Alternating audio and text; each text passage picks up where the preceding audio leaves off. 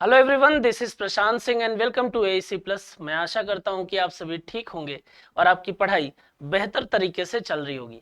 देखिए, एक चीज हमेशा याद रखिए कि आप कितनी भी मेहनत कर रहे हैं, अगर आपका सिलेक्शन नहीं हो रहा है तो आसपास के लोग जो हैं वो आपके बारे में बातें करेंगे। अपने को उस बातों से, उनकी बातों से या उस तरीके की जो भी चीजें हो रही हैं उससे घबराना नहीं है।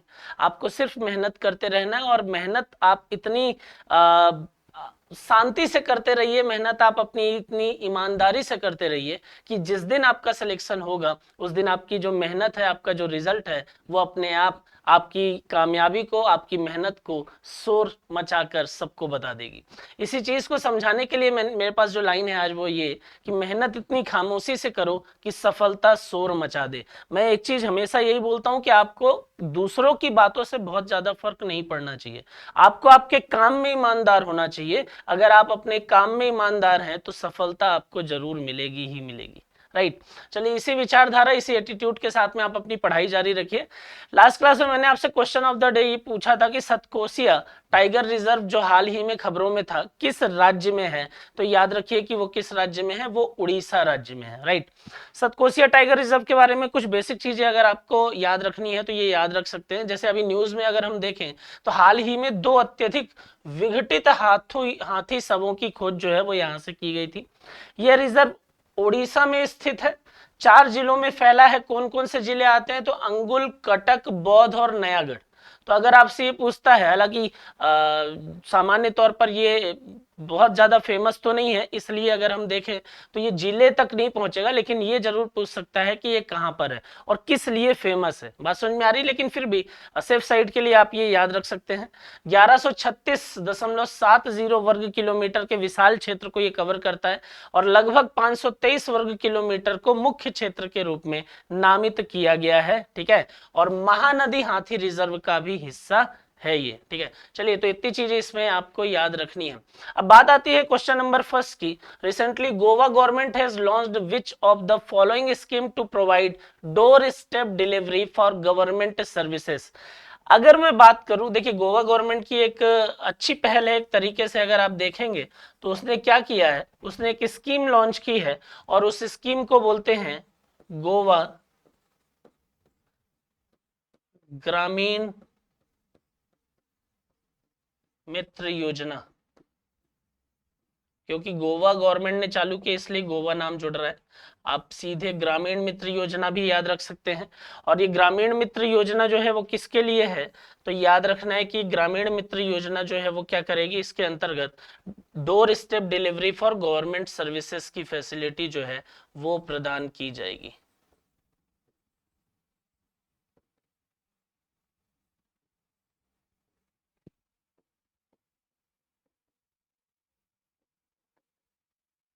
राइट। तो इसमें आपको ये याद रखना है, इसका राइट आंसर तो ग्रामीण मित्र स्कीम हो जाएगा। और ये ग्रामीण मित्र स्कीम जो है वो क्या कर रही है? तो door step delivery for government services. अब इस तरीके की चीजें जब आपको दिखाई देती हैं तो आपको क्या समझ में आता है? सर, डिजिटलाइजेशन को बढ़ावा मिल रहा है।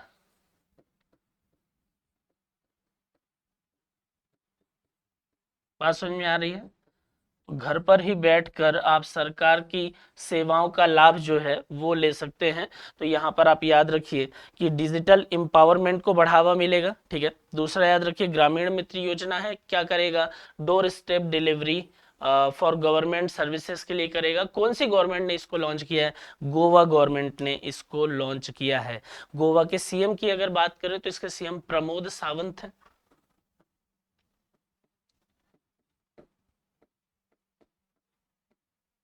प्रमोद सावंत।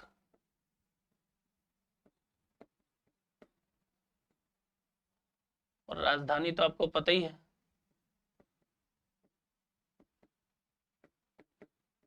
पणजी। राइट। तो इसमें इतने पॉइंट याद रखिए। ठीक है। राज्यपाल अगर आप जानना चाहते हैं तो याद रख सकते हैं, तो याद रखिए PS श्रीधरन पिल्लई जो है वो इसके राज्यपाल है। ठीक है। इतने पॉइंट आपको इसमें याद रखना है। क्वेश्चन नंबर सेकंड की हम बात करते हैं। Who has recently been chosen by women's fashion brand W as its brand ambassador.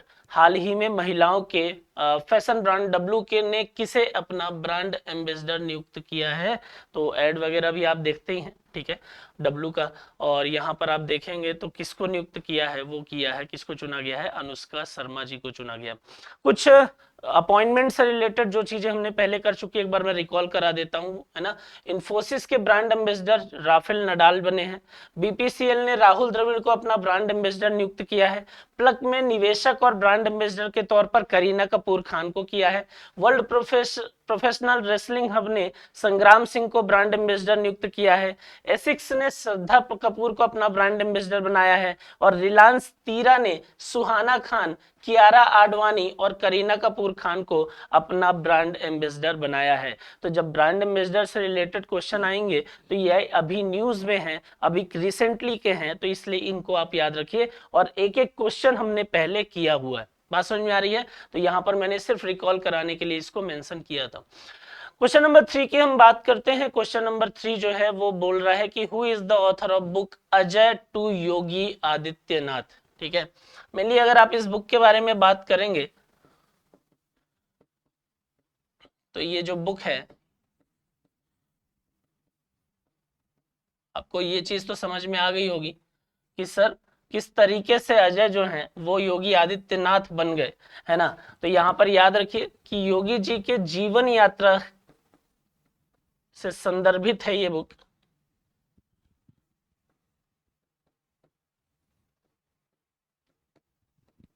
जीवन यात्रा से संदर्भित या संबंधित, है ना। और दूसरा ये याद रखिए कि सर पुस्तक के लेखक जो है वो कौन है, तो उनका नाम है शांतनु गुप्ता। ठीक, मेंशन भी रहेगा बुक में, तो आप देखेंगे, जरूर पढ़नी चाहिए हर को, तो ताकि आपके जीवन में किस तरीके से आप डिसिप्लिन को अपनाकर, अनुशासन को अपनाकर और अपनी स्थिति को आप कैसे बदल सकते हैं और अपने साथ साथ समाज में भी किस तरीके से सकारात्मक परिवर्तन ला सकते हैं। बात समझ में आ रही है? तो काफी अगर आप देखेंगे तो इनसे संबंधित चीजों को अगर आप पढ़ेंगे तो आपके जीवन में सकारात्मक परिवर्तन की तरफ आप हमेशा आगे बढ़ेंगे। तो यहाँ पर बात कर रहे थे अजय टू योगी आदित्यनाथ की, शांतनु गुप्ता ने इस बुक को लिखा हुआ है, ठीक है, और योगी जी के जीवन यात्रा से ये संबंधित है। एक इंटरेस्टिंग चीज इसमें यह है कि ये जो बुक है वो एशिया बुक ऑफ रिकॉर्ड में इसका नाम दर्ज है। बात समझ में आ रही है? ये जो बुक है, इस बुक का नाम की अगर हम बात करते हैं तो एशिया बुक ऑफ रिकॉर्ड में इस बुक का नाम दर्ज है। और क्यों दर्ज है? तो नाम इसलिए दर्ज है क्योंकि जब इस बुक को लॉन्च किया जा रहा था तो लॉन्चिंग के टाइम पर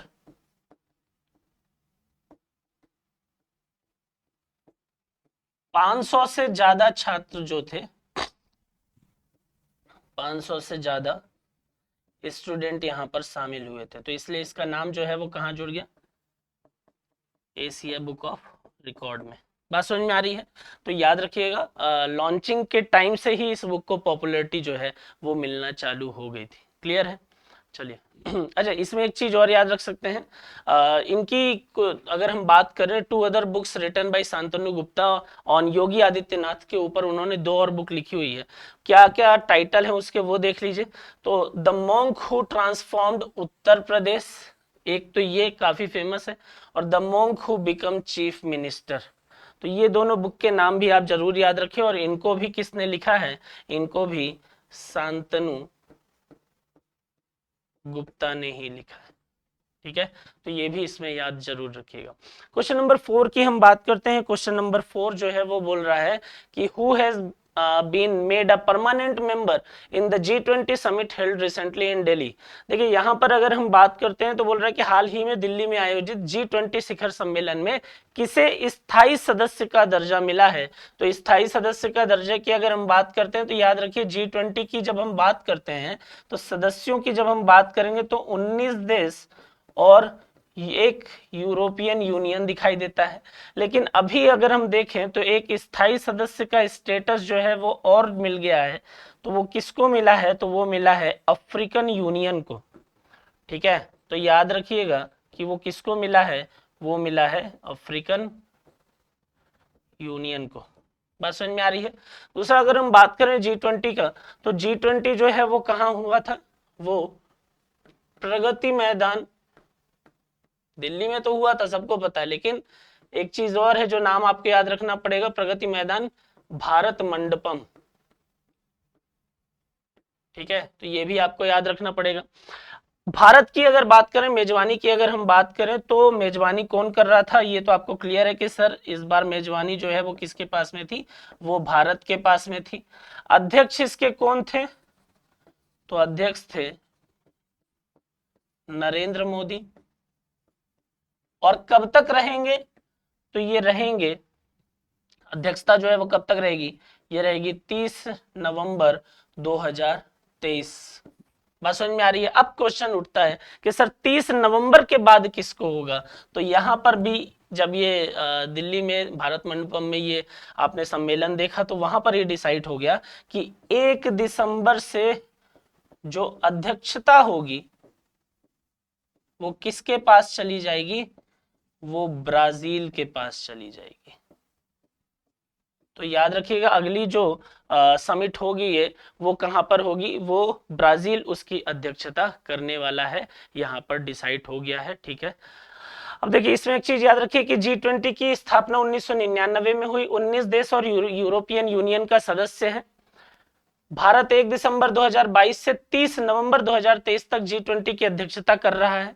भारत की G20 अध्यक्षता एक पृथ्वी एक परिवार एक भविष्य, जिसको वसुधैव कुटुंबकम के नाम से आप जानते हैं, वो इसका थीम है।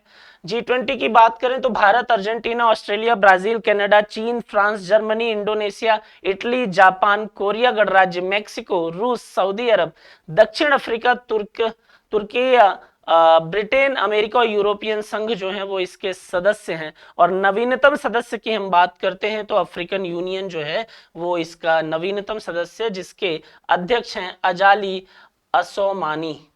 राइट, तो ये पॉइंट भी इसमें आपको याद रखना पड़ेगा।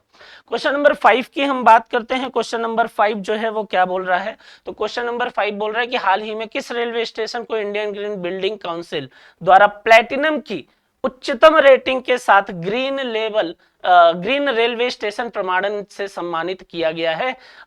यहां पर अगर हम बात करें तो विच railway station was recently awarded the green railway station certification with the highest rating of platinum by the Indian green building council. तो किस इंडियन रेलवे स्टेशन को अगर हम बात करें तो ये सम्मान जो है वो दिया गया है, तो वो दिया गया है ग्रीन रेलवे स्टेशन प्रमाण पत्र किसको, विजयवाड़ा रेलवे स्टेशन को। और ये विजयवाड़ा रेलवे स्टेशन जो है, अगर हम उसकी बात करें तो विजयवाड़ा का नाम सुनते ही आपके दिमाग में आ गया होगा कि सर विजयवाड़ा जो है वो कहां पर है, आंध्र प्रदेश में है। ठीक है, चलिए तो यहां पर एक चीज याद ये रखिएगा कि ये कहां पर है, ये आंध्र प्रदेश में है। और जब इसकी बात करते हैं तो यहां पर आप याद रखिए कि ये जो ग्रीन रेलवे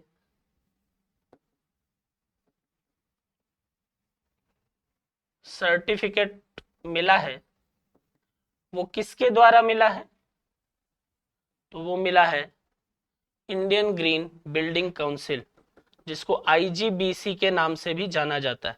बात समझ में आ रही है। तो यहाँ पर याद रखिए कि IGBC जो है वो प्रदान करता है, और IGBC का जो हेडक्वार्टर है वो कहाँ पर है, वो हैदराबाद में। IGBC का हेडक्वार्टर कहाँ पर है, तो वो हैदराबाद में है। क्लियर है। चलिए, तो ये याद रखिए। इसमें एक पॉइंट और याद रखना है आपको कि कितने बेसिस पर, कितने पॉइंट के आधार पर ये अवार्ड जो है, ये सब सर्टिफिकेट मिला है, तो ये मिला है 6 इन्वायरमेंटल पैरामीटर के बेसिस पर।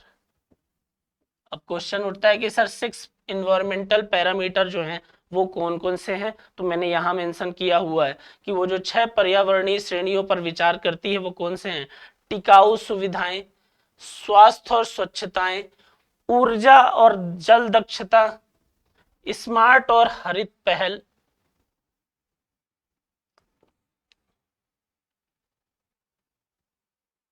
और नवाचार। ठीक है, तो इतने पॉइंट जो है वो आपको याद रखने हैं, ये 6 पॉइंट आपको याद रखने हैं। और इन 6 पॉइंट के आधार पर अगर आप देखेंगे तो विजयवाड़ा रेलवे स्टेशन को ग्रीन रेलवे स्टेशन का सर्टिफिकेट जो है वो मिल गया है। ठीक है, चलिए क्वेश्चन नंबर 6 की हम बात करते हैं। क्वेश्चन नंबर 6 जो है वो क्या बोल रहा है कि recently RS Shivaji has passed away who was he, हाल ही में आर एस शिवाजी का निधन हो गया है, वो कौन है? तो आर एस शिवाजी के बारे में आप याद रखिए, वो कौन है? वो एक्टर है। इनकी फोटो देखकर तो आपको याद होगा, कहीं ना कहीं इनकी कोई ना कोई क्लिप, कोई ना कोई फोटोज जो है वो जरूर देखी होगी आपने। और कॉमेडी एक्टर एक्टिंग की बात करें या सीरियस एक्टिंग की बात करें, उन सभी में इनका नाम जो है वो तमिल अभिनेता थे, और इनका नाम जो है वो काफी सम्मान से लिया जाता है। 66 वर्ष की उम्र में शुक्रवार को चेन्नई में निधन हो गया इनका। और अपना फिल्मी सफर उन्होंने 1980 के दशक में शुरू किया था। कई बेहतरीन फिल्में दी हैं जिनमें उनके नाम को काफी सराहा गया।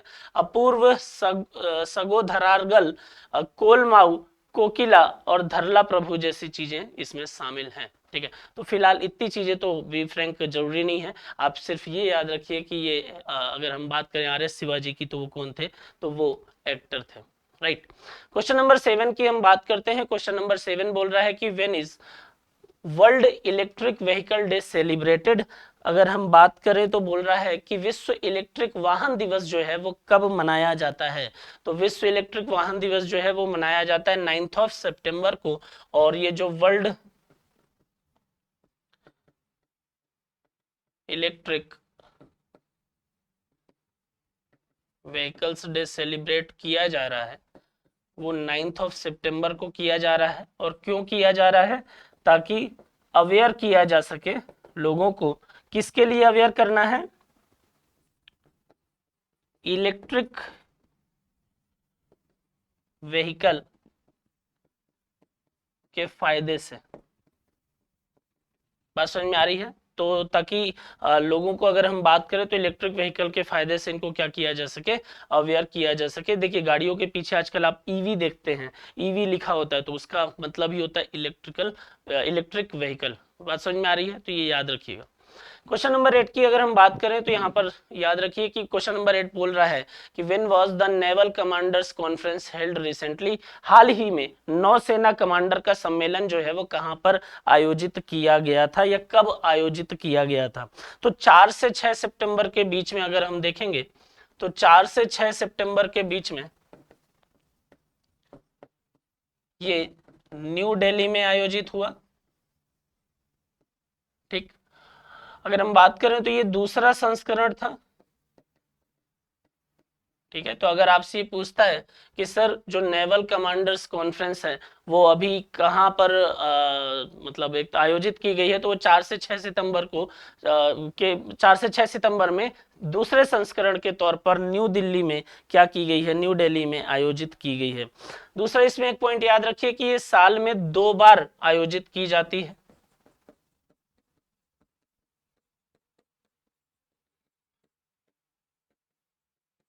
इसका आयोजन जो है वो साल में 2 बार किया जाता है।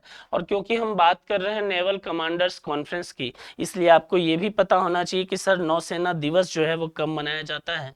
तो नौसेना दिवस या नेवल डे की अगर हम बात करें तो वो मनाया जाता है 4 दिसंबर को। ठीक है, ये पॉइंट याद रखना है। और एक पॉइंट इसमें और इंपॉर्टेंट है, chief of naval staff R Hari Kumar. ठीक है, तो इनका भी नाम आप जरूर याद रखें, आर।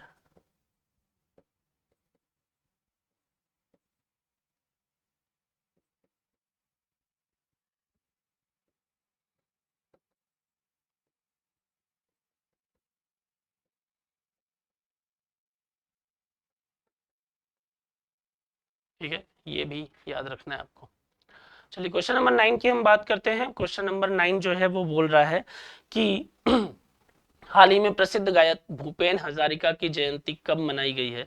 तो और when was the birth anniversary of famous singer Bhupendra Hazarika ji celebrated recently. तो अगर आपसे टाइम डेट पूछता है तो आप सीधे बोलिए कि सर अभी, क्योंकि हाल ही की बात कर रहा है, रिसेंटली की बात कर रहा है, और हमको याद है कि वो कब मनाया गया है, वो 8 सितंबर को मनाया गया है। ठीक है, तो याद रखना इन। वह एक गायक, अभिनेता, पत्रकार, कवि, संगीतकार, लेखक और फिल्म निर्माता थे। 57वीं जयंती मनाई गई है 8 सितंबर 1926 को असम के तिनसुकिया जिले में इनका जन्म हुआ था 5 नवंबर 2011 को, माफ करिए 5 नवंबर 2011 को उनका निधन हो गया। पुरस्कारों की अगर हम बात करते हैं तो 1975 में सर्वश्रेष्ठ संत निर्देशन के लिए राष्ट्रीय पुरस्कार, 1987 में संगीत नाटक अकादमी पुरस्कार, 1992 में दादा साहब फाल्के पुरस्कार, 2012 में पद्म विभूषण मरणोपरांत पुरस्कार और 2019 में अगर हम बात करें तो भारत रत्न पुरस्कार, ये भी मरणोपरांत ही प्रदान इनको किया गया था। तो काफी फेमस पर्सनालिटी है, आपको इनके बारे में पता होना चाहिए। जयंती मनाई गई है कब? 8 सितंबर को। क्वेश्चन नंबर 10 की अगर हम बात करते हैं, क्वेश्चन नंबर 10 जो है वो क्या बोल रहा है कि when was international charity day celebrated?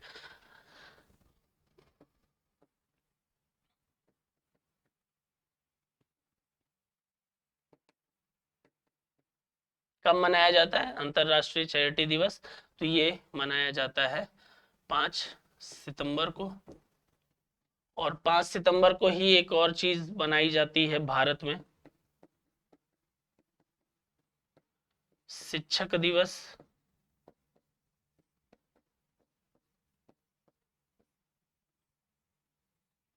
ठीक है, तो ये पॉइंट भी याद रखिए। तो इंटरनेशनल चैरिटी डे जो है वो कब मनाया जाता है? वो मनाया जाता है 5 सितंबर को, और भारत में इसी दिन शिक्षक दिवस भी मनाया जाता है। सबसे पहली बार अगर हम बात करते हैं तो सबसे पहली बार इंटरनेशनल चैरिटी डे कहां पर मनाया गया था? तो सबसे पहले कहां मनाए? हंगरी में। तो ये भी एक पॉइंट याद रखिए। और दूसरा पॉइंट याद रखिए कि इससे संबंधित अगर हम बात करते हैं तो यूनेस्को ने एक संकल्प जारी किया है, जिसके तहत अगर हम बात करें तो इस संकल्प के अंतर्गत यूनेस्को ये चाहता है कि 2030 तक हम क्या करें? विश्व को